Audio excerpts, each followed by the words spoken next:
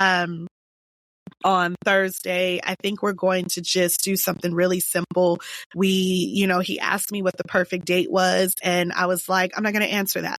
I said, I'm not giving you, it's my trauma speaking. I'm not giving you the blueprint and tell you what I want. What would you say the perfect first date is?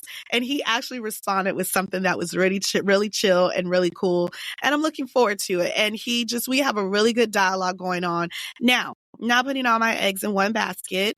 I'm out here just appreciating being a woman and attracting the energy that I'm putting out and getting that back. And so that is also going on in my life. And what else? Oh, I've relaunched the reboot.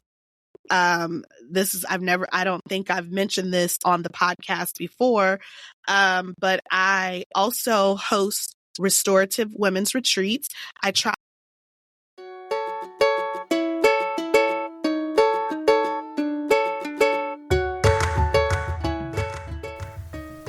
Have you ever looked at a photo of yourself smiling and was immediately reminded of that moment in time? The pain, the past, the pressure you endured?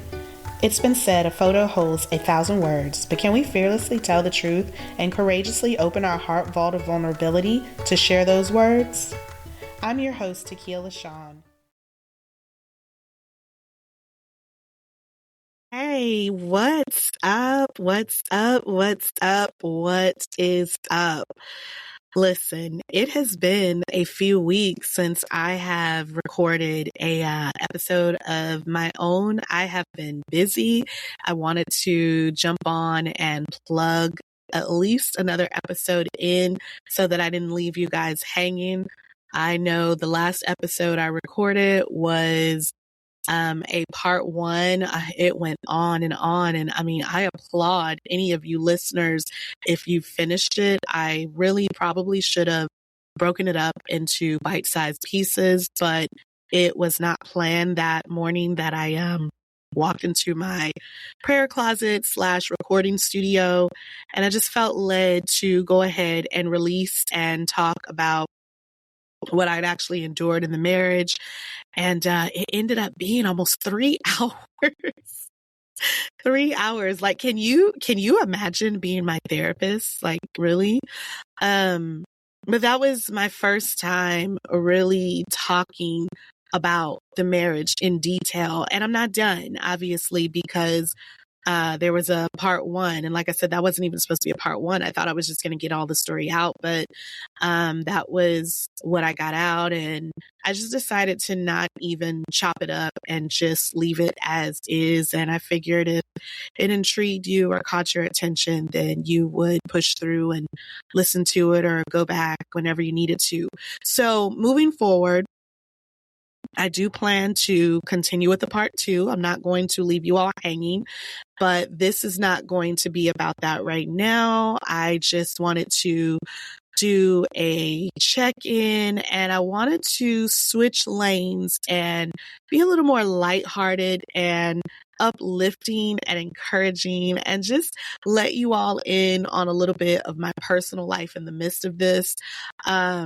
And a really, really dear and near close friend of mine, she recommended that. And I'm going to take her advice because I have been, the beauty and the blessing in releasing my podcast is I am getting a tremendous amount of traction for requests to be a guest on others' podcasts.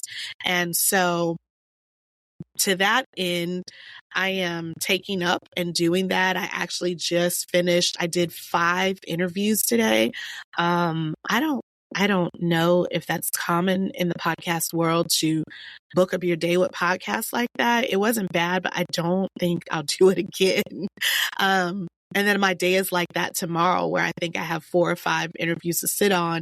And so I just finished out my last one and it was beautiful. It was so beautiful. It was so amazing. It was so uplifting and just such a kindred and like-minded spirit. And because I'm already in the studio, I said, well, you know what? Let me go ahead and let my people hear my voice on Behind This Smile. So today, what I want to talk about behind this smile is how I've been doing since I recorded that last episode about the marriage.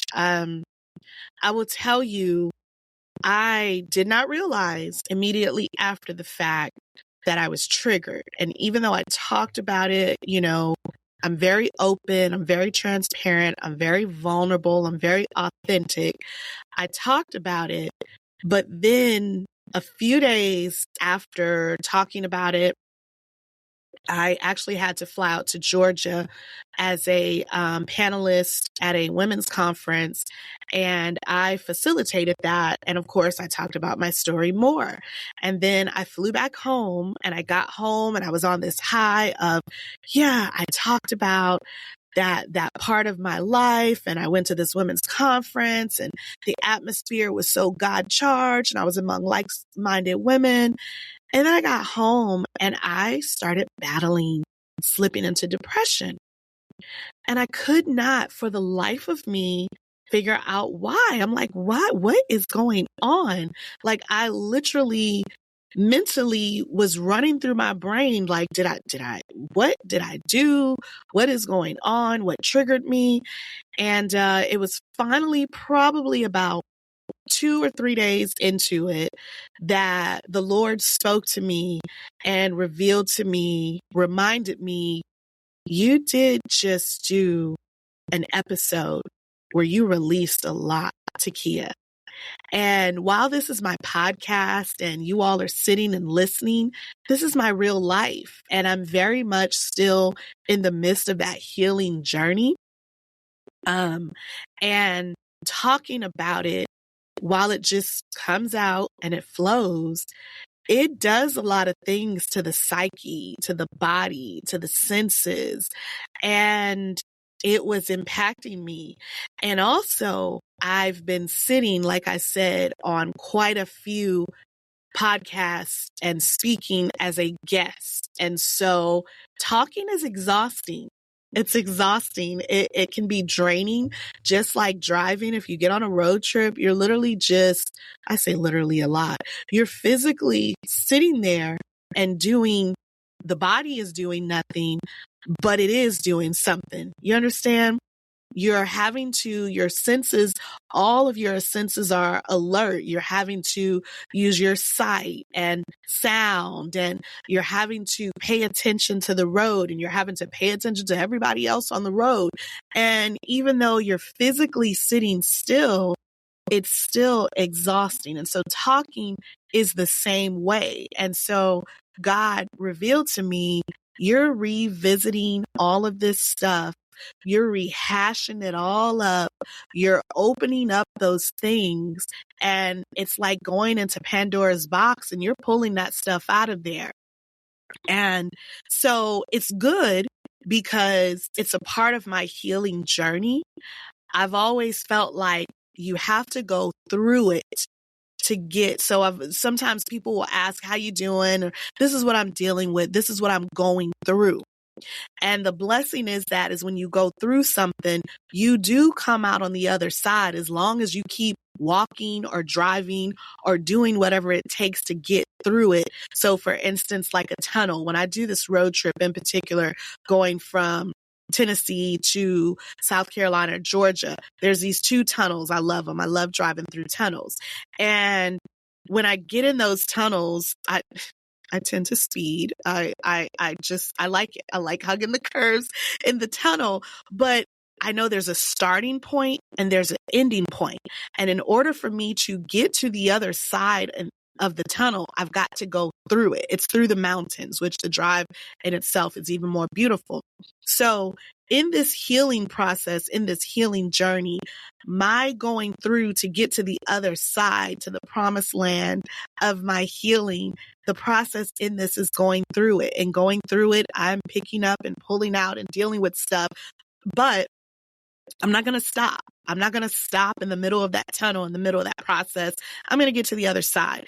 And so I realized that that's what's going on. You're going through this stuff again, and mentally, emotionally, spiritually, and it's impacting me physically because psychologically, all these sirens and emotions and just different hormones and things are going off internally. and it's impacting and affecting my body. And so I really dealt with, I didn't slip, and I know myself. Some years ago, I started therapy. And when I was told that I deal with, the diagnosis was actually severe depression. I've talked about this, extreme PTSD and severe depression because of the trauma that I've endured in my life. I've learned to recognize depression when it attempts to rear up. And in learning that, I've learned to combat it and control it almost by averting my attention and my efforts to something else. And I can pretty much pull myself out of that before it happens. And this battle was just confusing me because I was like, well, nobody did anything. Nobody said anything. I'm checking all the boxes and running through my brain. And then again, like I said, God laid it on. Well, you are going through this stuff.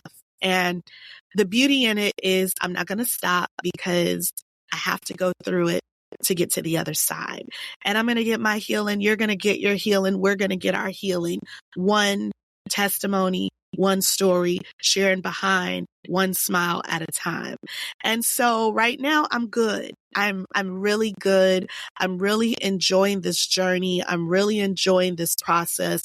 I'm really enjoying the beauty of this season. I'm really enjoying speaking and sitting on the podcast. And I actually have learned a little trick too that, while I love recording my podcast episodes, if I sit on everybody else's podcast episodes, they do all the editing and then they share it and I just promote it. And so that helps me out because I'm really just not there yet. I've tried to do, the video podcasting and edit. I just don't have time for that. And when I say I don't have time, I actually have all the time in the world because God has me in a season where I'm sitting still and I'm literally, there's that word again, I'm really not doing anything, but I am doing something. And right now the something is taking care of Takia. I'm healing. My journey right now on 2 of the podcast episodes that I was a guest on today, I was asked the question, how are you taking care of yourself? What does self-care look like for you? And it was so easy to answer that because self-care for me right now is I'm learning to lean in and listen to my body. No longer and gone are the days where I push through and I fight to do something that triggers me. I listen to my body and I lean into that. And if I need to rest, I rest. And in rest, wrapped up in that word rest, it may be I may sleep. I may just sit on the couch and flip the remote and watch TV all day.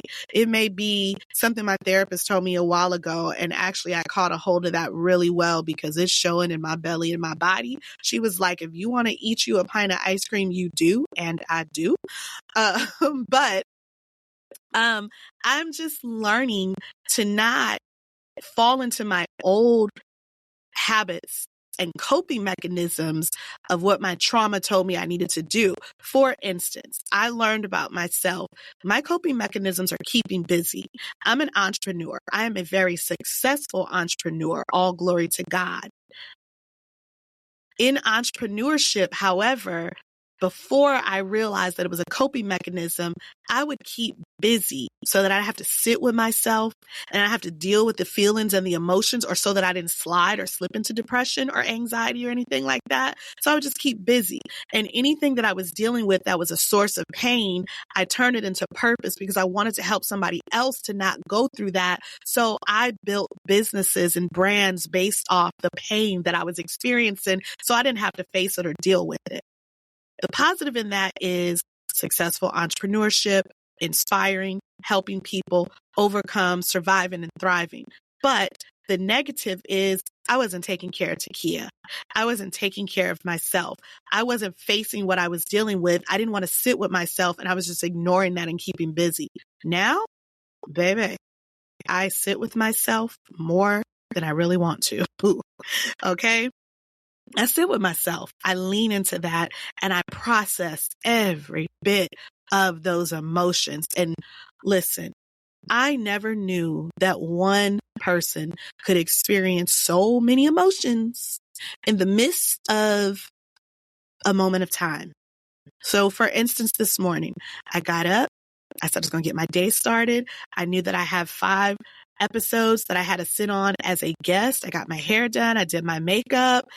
And then I put some worship music on, and then instantly the waterworks, and I'm praising and worshiping God. That's just who I am. But in the midst of that praise and worship, now I have this wounded cry. There's a difference between a worshipful cry and you're just grateful and you're just praising God. And then there's a wounded cry because you're like, thank you for what you brought me through. And that wounded cry is like, but I'm still in the midst of it, and just I'm snotty and I'm ugly.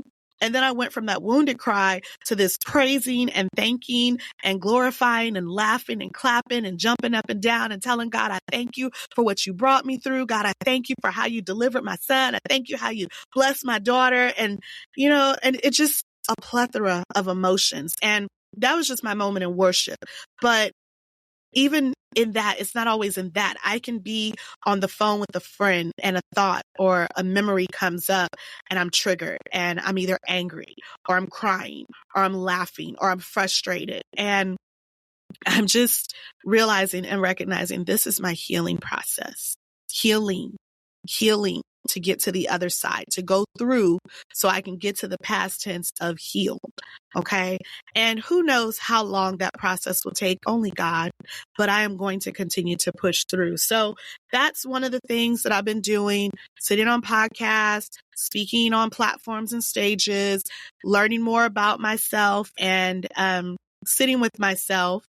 And sitting with myself actually to me means sitting with God and allowing God to show you who he is through who you are. And that's beautiful. And then here, sit down for this one. I have dipped my toes. I'm back into dating. Now, I know you're like, girl, we just listened to a 3-part series on stalking, and you just did a 3-hour sesh on talking about the marriage that didn't make any sense, and we don't even have the rest of the tea. It's coming, trust me. But even with all of that, please understand, I have been solidly single since December of 2021. Okay. So it's 2024. I want to get back out. I want to live again. I deserve love. I deserve laughter. I deserve enjoyment. And I will tell you, I am not in any rush, the L word. I'm not in any rush for that.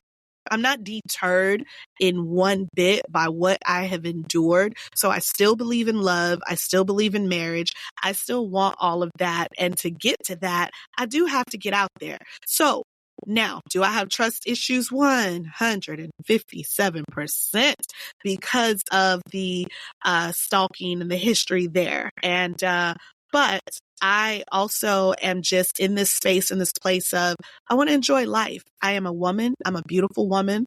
I travel. I live a good life. I've worked hard for myself. I want to enjoy that with someone, whether it's friendship and friendship goes somewhere else. So I have dipped my toes into dating, and I've only gone on one date. It was actually pretty good. We're not compatible, and that's okay. We agreed to disagree. But he was very respectful, and it was very out of the box for what I'm used to, but he was a nice guy. But I'm also telling myself, girl, don't you entertain nobody longer than you need to. Be honest up front and cut it off. And that's what I did. And so more or less, it's just me on some of these dating apps. And let me tell you, it's really more entertaining than anything else. I think I get a fix when I get on there and there's all these guys, inboxing, you're so beautiful. How can I talk to you? Blah, blah, blah, blah, blah. And the ones that get my attention, they say some wild stuff. And I'm like, these men, is this really what dating is like out here in these streets? Like, this is, ugh. And so I'm doing that right now. And I actually have a date coming up Thursday. And it's actually, this is again out of the box. And I will tell you, let's talk a little bit more about my dating life and where I'm going with that. So my date this Thursday is with a gentleman who is actually Ukrainian. He's from the Ukraine. And I have dated other cultures twice. High school, I dated a guy from France. And a few years ago, I dated a guy from the Caribbean, from St. Lucia. I don't know, why'd my accent kick in, the Caribbean? Horrible accent. But never, you know, this far and wide. And I'm really excited about that because I have this personal theory on dating. And I said there's a certain type of individual that I am not close to, but I am going to shift my attention from so that I can see what else the world has to offer, because I've learned and realized that because of cultural barriers, I just want to see what other cultures are like. I want to see how they were raised and how they view women, and just get a different history and background. So I'm looking forward to that. On Thursday, I think we're going to just do something really simple. He asked me what the perfect date was, and I was like, I'm not going to answer that. I said, I'm not giving you, it's my trauma speaking. I'm not giving you the blueprint and tell you what I want. What would you say the perfect first date is? And he actually responded with something that was really, really chill and really cool. And I'm looking forward to it. And we have a really good dialogue going on. Now, not putting all my eggs in one basket.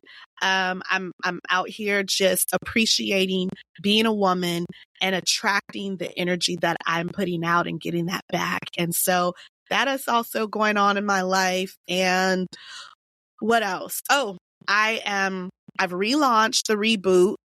I don't think I've mentioned this on the podcast before.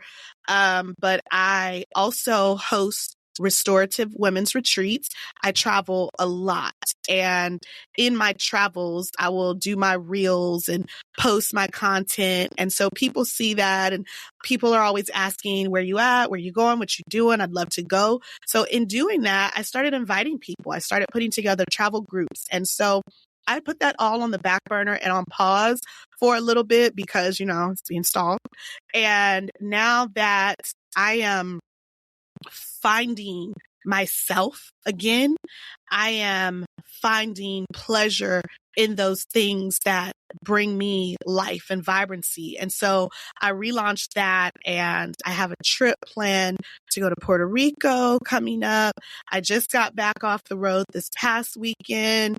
I am going out of town again this weekend to celebrate my sister's birthday on a girls trip. We've got this amazing place in the mountains. And so just looking forward to that and just getting with my girlfriends and just having a good time and us just enjoying life. And where else? What else? Just a few trips on the book. I'm going to do a vision leadership conference for women that know that they have a global calling and just making some connections.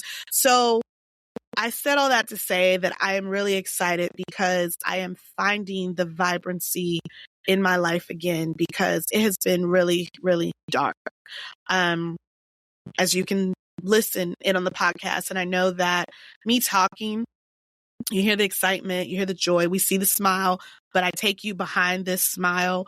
And I probably wear it well, the weight of the things that I've endured, but life has not been easy. There's still very much that battle with, even after I came back, I said I felt like I was slipping into depression. I started having dreams and thoughts of suicide again, and I had to get that under control and cast that stuff out and bind it and just put the enemy in his place. But that's still very much a part of my healing process and journey. But I am also finding the spark and the light and the passion and the zeal for life again. And so I think that's where I'm going to wrap it up at. I didn't want this to be very long. I just wanted to get on and just give you guys an update. And I will say this, I'm also evolving. This podcast is evolving. When God told me, tell people what goes on behind this smile, and he led me to do a podcast, I knew that he was going to have me talk, but I just did it in obedience. I didn't know the fullness of what it was going to be, and I still don't know what it's going to become. He has a plan, and I'll follow that. But I am evolving. This is going to evolve into a book titled Behind This Smile. And so as you listen to the episodes, please know that this podcast is first and foremost, it's for me. It's for you, 100% for you, but it's also for me.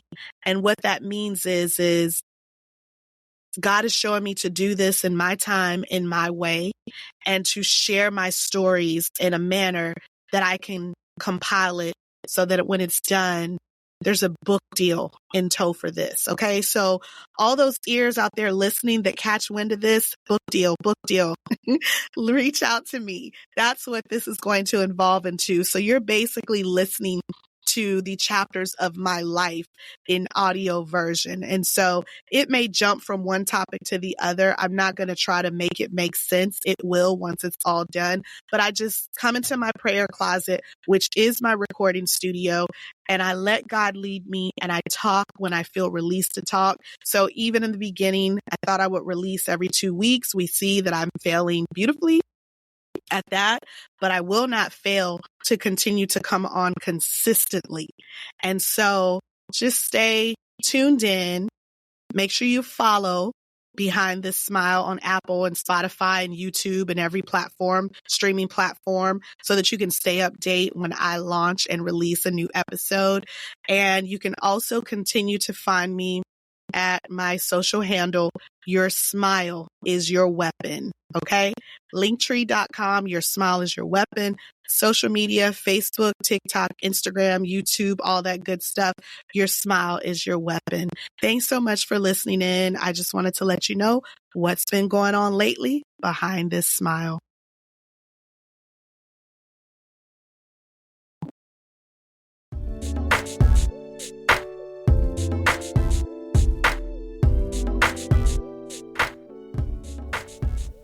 Hey, thanks so much for joining me today. Please help me to continue to spread the message of hope, encouragement, and inspiration by sharing my podcast with your friends, family, loved ones, and complete strangers. Someone needs to hear what has been said today. Like, follow, share, subscribe, and download on all platforms for Behind This Smile with Takia LaShawn.